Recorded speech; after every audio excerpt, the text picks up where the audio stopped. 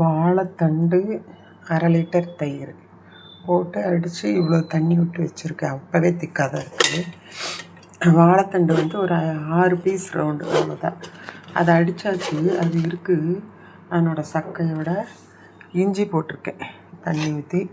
கருவேப்பிலை அப்படியே காம்போடவே போடுறேன் ஸ்மெல்லுக்காக.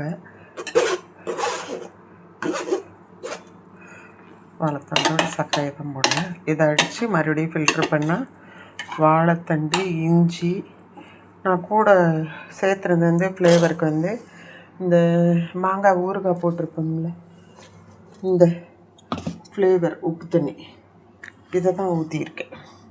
அதனால தான் அவ்வளோ நல்லா திக்கனிங்காக தெரியுறாங்க. மாங்காயோட டேஸ்ட்டு, அந்த உப்பு தனியாக போடாமல் அதில் இருக்க உப்பு, அவ்வளோதான். இப்போ இதை மறுபடியும் ஒரு அடி அடித்து ஃபில்ட்ரு பண்ணால் வேலை முடிஞ்சது. நீங்களும் செய்து பாருங்கள்.